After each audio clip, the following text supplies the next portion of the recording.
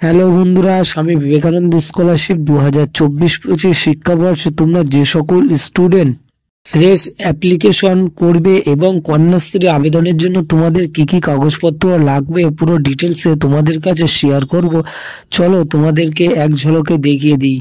প্রথমে তোমাদেরকে বলে রাখি, ফ্রেশ এবং কন্যাশ্রী আবেদনের জন্য যে নথিগুলি আপলোড করতে হবে, অর্থাৎ যে নথিগুলো তোমাদেরকে কালেক্ট করে রেখে দিতে হবে।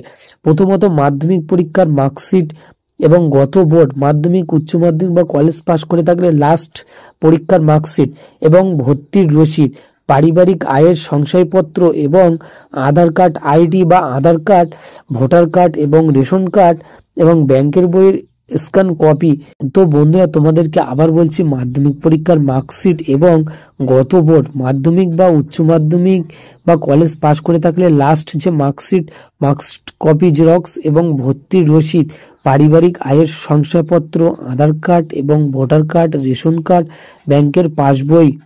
তো বন্ধুরা, আজকে মূল ছিল এই আপডেট স্বামী বিবেকানন্দ স্কলারশিপ এবং কন্যাশ্রী আবেদনের জন্য কি কি ডকুমেন্ট লাগবে তোমাদের কাছে শেয়ার করলাম। তো বন্ধু, যদি ভালো লেগে থাকে দয়া করে সাবস্ক্রাইব করবে। আবার নতুন কোনো ভিডিও দেখা হবে, ততক্ষণ সবাই ভালো থাকবেন। আজকে এখানে ভিডিও শেষ করছি।